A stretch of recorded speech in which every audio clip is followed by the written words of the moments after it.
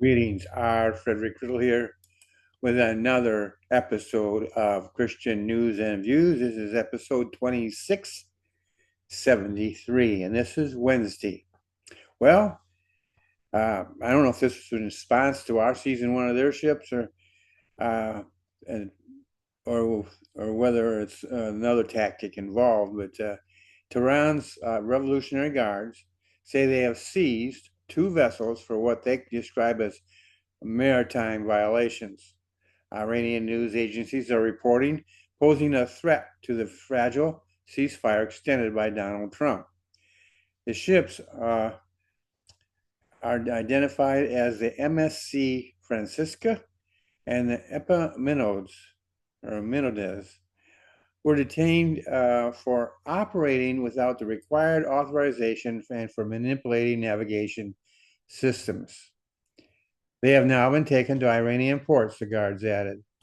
The MSC Francisca is a Panama flag container ship that was sailing from the Daman port in Saudi Arabia to Sri Lanka, according to a ship tracking website Marine Traffic, which shows it located near the Iranian coast. So this is the big news today. Tomorrow will be something different. Uh, thinking about this, and with all the things that have happened to Iran of late, I'm beginning to think that when it comes to stupidity, you have to give Iran's leaders credit. I mean, they have taken what I call, and I put this in quotes, behaving badly to a new level.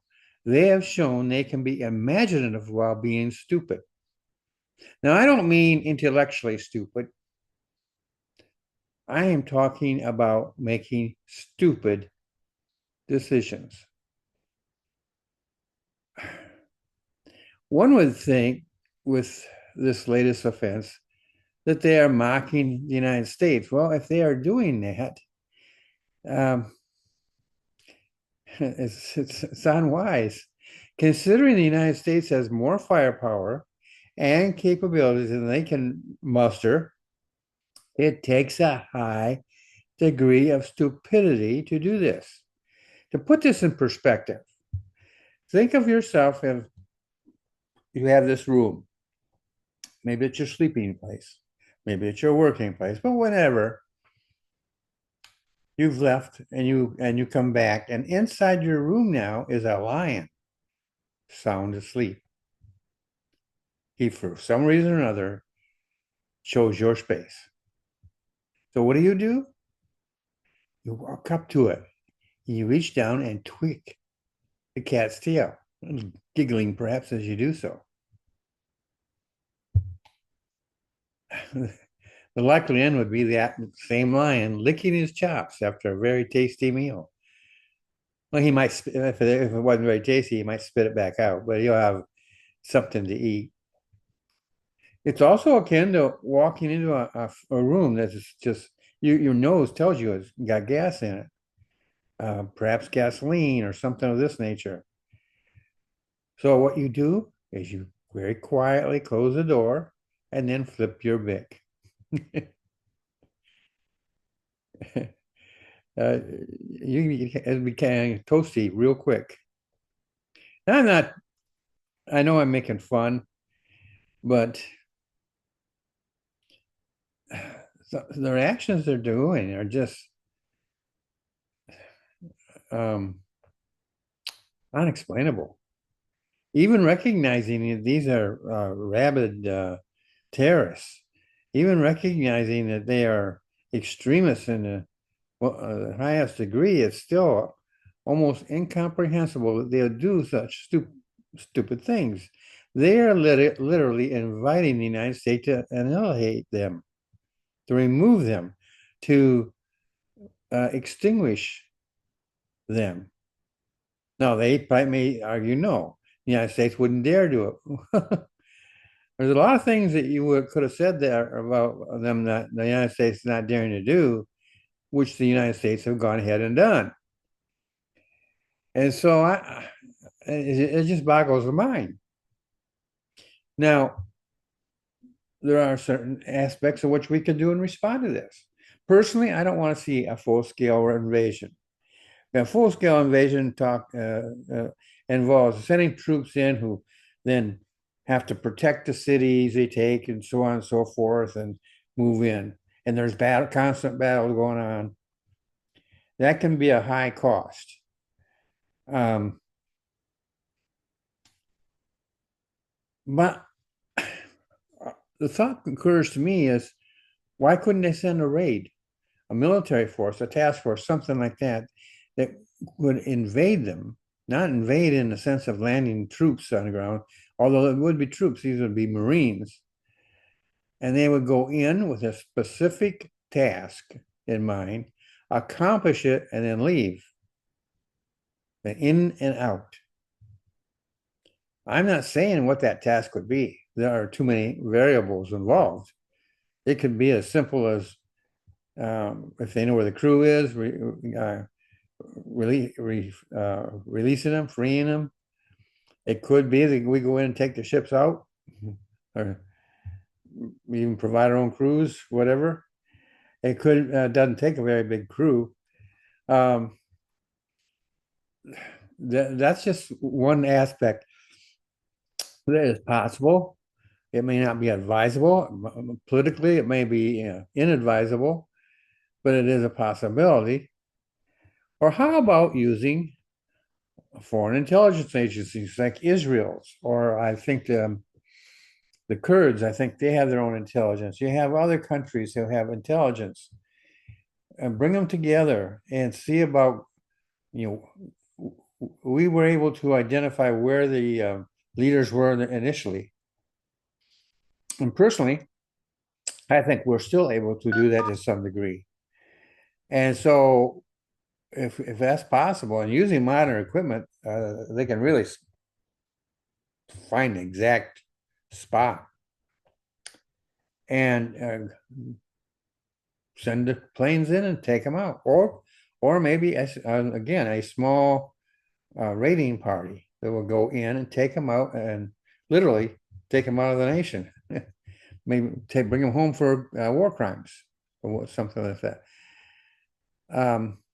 But there were other ideas, and here's one I came up with, a less provocative idea, in fact, and perhaps one a little bit more practical.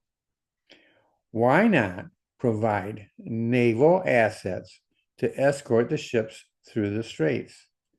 Now, on one side, that puts you in danger. When I was in the Navy, though, and during the Vietnam crisis, our ship, which was a flagship, we drew close to North Vietnam to draw their fire. They fired on our ship. They didn't hit us. They fired on our ship. And as soon as they did, we had ships lined up beyond their range. So they could, and they pinpointed where these artillery locations were, took them out. So that is something that you can do there. But I'm thinking you can escort them with ships, smaller ships perhaps. You could also have Marines on board to protect them. These ships, as I understand, freighters don't have huge crews. So you could put some Marines on board, or some kind of special force on board, and they don't make themselves visible. They just are there. And when the attackers come and try to board the ship, they're in for a big surprise. I don't know. There just seems to me that there are so many different likelihoods that we could explore. And it doesn't have to be one or none. It could be several different ideas working in concert with one another. We could also set traps for Iranian vessels. Now, they have to come to be able to board the ship. They came probably in what they are known as swift boats, which actually, in fact, I think their history started in the Vietnam War. But boats that are small and speedy. So they come up and they fire on the ship. and the ship maybe comes to a stop or something, and then they come on board, thinking that they have won, they've got another ship. Only to fall as soon as they get on board, they find they're taken prisoner. Um, it, there's just so many different things that I believe you could use Israeli forces for something like this. They have shown in the past an ability to pull stuff like that off. And so there's just a lot of different ideas out there that I think that they could explore, um, and try and beat the Iranians at their own game. Should the ceasefire continue in spite of all this? I'm sort of on the um, I'm on the edge on the I'm on the fence. Okay, I can go either way. Um, because I can see arguments that say, well, the peace is too important, ceasefire, and we'll just have to hold our nose. But countering that idea is the fact that the Iranians don't get the message. And if they see you giving grace, for instance, they assume it's weakness. And so they find a way around it, through it, whatever. On the other hand, we go and take these other kinds of steps, like I mentioned, and it can provoke political unrest. It can disturb our allies and things of this nature. And we don't want that. We don't want to disturb our allies. Sometimes I think we should, but we if we're going to keep our allies in line and our side and encourage them to do what's right, then we have to be measured in our response. But there's got to be some kind of response to me. Just holding your nose or looking and putting blinders on doesn't seem to me to be a doable. Not if you want credibility. It's not a good response. And so I think that the Trump administration will most likely come up with a plan that far outstrips anything I've thought about. And it may be quick, maybe take time. But the Iranian people are very smart, but their leaders are not stupid as far as knowledge goes, as far as being able to figure things out. But they are stupid when they are faced with being totally eliminated to tweak the the lion's nose or to pull his tail or whatever. That is outright stupidity, folks. You're asking for it. Why wake up the lion when he's at peace? The lion in this case is the United States. And one swipe of the paw can send most of the Iranians scattered. And so I think that is unwise at the very, very least, an unwise move on their part, and it's going to have repercussions. Trump is not going to just sit back and say, "Oh well." No, he's going to do something. Don't know what, but I think he's going to do something. And the Iranians will be the ones who regret it. Well, that's it for today. It's just some actually thoughts on my part. I'm not a military expert. I don't have access to their intelligence or anything of this nature. So I'm looking at the outside just like you, but I'm speculating.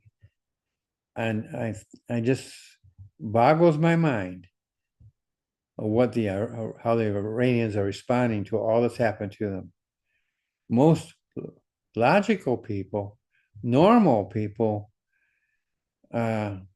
thinking people would be looking for a way to escape any further damage to their country, any more loss to their people.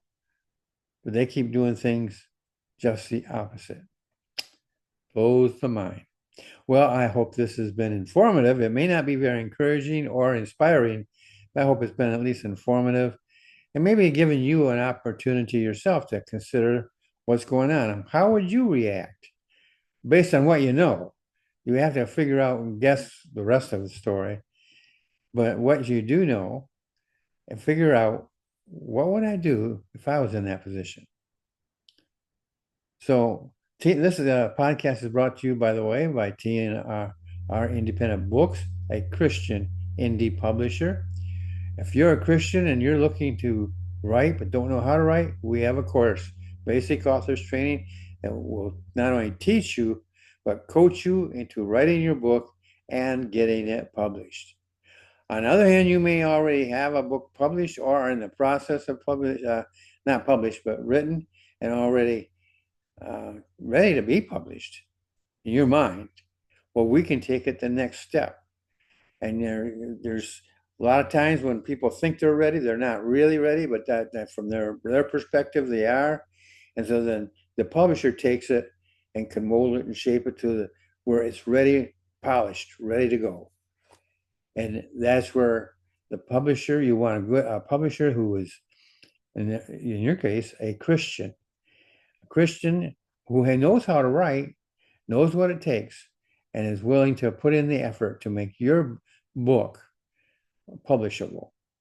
Well, we ask, I enjoy having you here and just listening to me ramble a little bit, but think about these things, folks. They're going to impact you one way or another. And so we need to think about them and speculate. There's no harm in speculating as long as you understand you're speculating. And we'll just have to wait and see how things work out. Well, you have a great day, and see you in the next episode.